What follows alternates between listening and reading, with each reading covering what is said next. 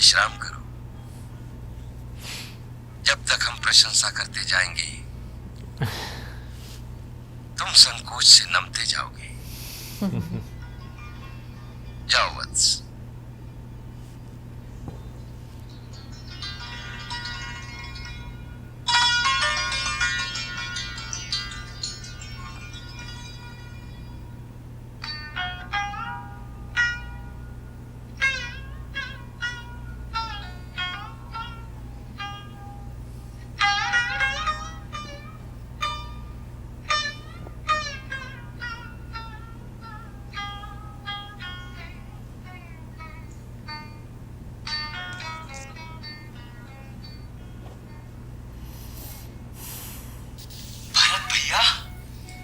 वाटिका से आने के बाद जो राम भैया की दशा मैंने देखी, क्या देखी? रात भर चांद को देखकर ठंडी सांसें लेते रहे। अच्छा? हाँ। जब भैया को मैंने इतना विचलित देखा तो पूछा तो कहने लगे, लक्ष्मण, जैसे किसी ने मेरे मन के शांत सरोवर में कंकरी फेंक दी जिसमें प्रेम की लहरें हिलोरें ले रही हैं। हर लहर में सीता की छवि। चांद को देखता हूं तो सीता।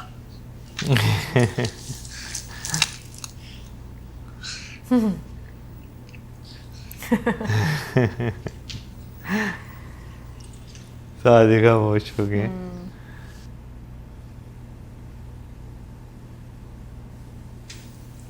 गला सो गया। भैया, मैं भरत भैया को बता रहा था कि भाभी के पहले दर्शन कैसे हुए।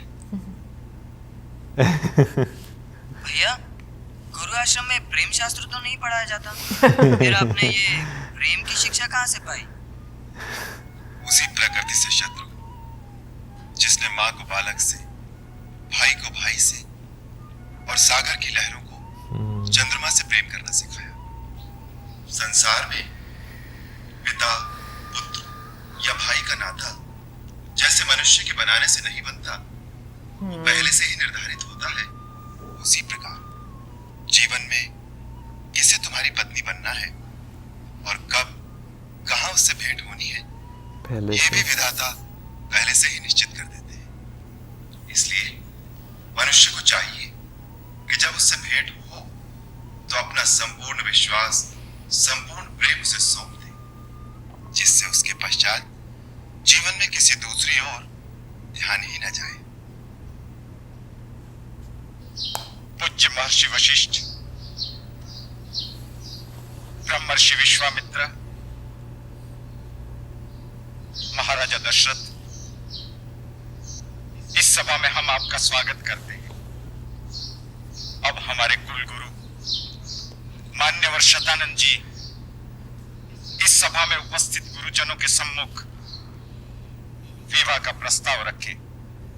महाराज जनक की प्रतिज्ञा के अनुसार शिव धनुष के भंग होते ही राजकुमारी सीता का श्री राम से विवाह हो गया मानना चाहिए, जिससे आर्यवर्त के दो महान कुलों का नाता जुड़ गया। फिर भी धर्म और लोकाचार की रीति के अनुसार महाराज जनक आप सबकी उपस्थिति में अपनी पुत्री सीता का विधि पूर्वक और धर्म पूर्वक कन्यादान करना चाहते हैं। इसके लिए महाराज जनक आपकी आज्ञा चाहते हैं। यही बात आपके पुत्र श्री राम ने भी कही है कि पिता की आज्ञा मिलने पर ही सीता का पाणी ग्रहण करूंगा। अब आप उसके लिए आज्ञा प्रदान करें तो लग्न पत्रिका शोधी जाए। पूज्यवर शतानंद जी, आपके वचनों से हम कृतार्थ हुए। जो प्रस्ताव आपने प्रस्तुत किया है वो हमारे लिए गौरव की बात है। इस शिष्टा के लिए हम महाराज जनक का भी अभिनंदन करते हैं। हमें अपने पुत्र राम पर भी बहुत गर्व है, परंतु महाराज जनक जानते ही होंगे कि इक्ष्वाकु कुल के देवता ये महर्षि वशिष्ठ है। हम गुरुदेव से प्रार्थना करते हैं हमारा मार्गदर्शन करें। महाराज जनक, विवाह व्यक्तिगत कार्य नहीं, ये एक सामाजिक संस्कार। केवल एक स्त्री और एक पुरुष के गठबंधन को ही विवाह नहीं कह सकते, क्योंकि उन दोनों व्यक्तियों के साथ उनका समाज, उनका कुल, उनका धर्म जुड़ा होता है। विवाह का अर्थ है दो कुलों का, उनके आचार विचार का, उनकी संस्कृति का संगम। इसलिए आपसे आपकी पुत्री का हाथ मांगने से पहले हमारे लिए आवश्यक है कि अपने महाराज दशरथ की कुल परंपरा का परिचय दें और आपको विश्वास दिलाएं कि राजकुमार राम आपकी पुत्री के सर्वथा योग्य है। महाराज दिलीप के सुपुत्र भगीरथ ने देवलोक से गंगा को पृथ्वी पर लाकर इस आर्य भूमि पर जो उपकार किया है, वो युग युगांतर तक उन्हें अमर बनाए रखे। फिर इस कुल में रघु, जिनके नाम से ये रघुकुल कहलाता है, फिर भक्त शिरोमणि अम्बरीश और उनके प्रपौत्र महाराज अज, महाराज अज के सुपुत्र महाराज दशरथ। ऐसे यशस्वी कुल में उत्पन्न आर्य कुमार राम और लक्ष्मण के लिए मैं आपकी दोनों पुत्रियों सीता और उर्मिला को वरण करता हूं। मुनिवर, आपके उदार वचनों से मैं धन्य हो गया। मैं बड़ी विनम्रता के साथ अपनी सीता को श्री राम के लिए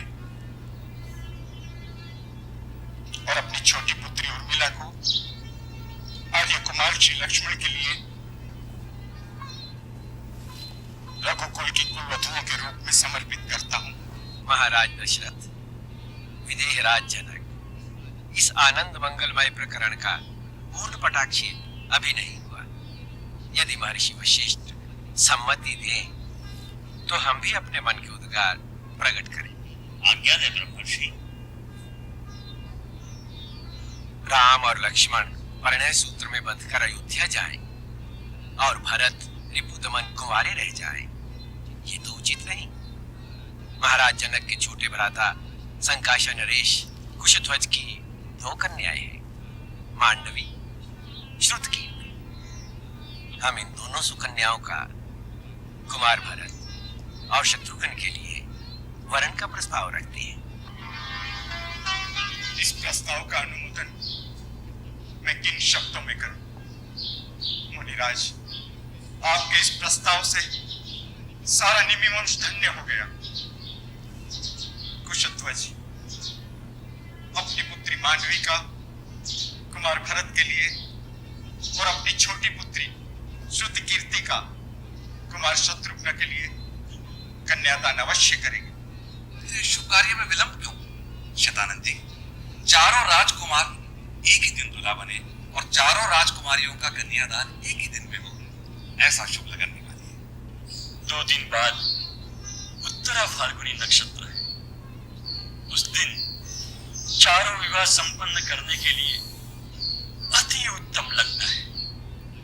अयोध्यापति दशरथ, अब आप चारों राजकुमारों के मंगल के लिए उनसे गोदान कराएं। गोदान?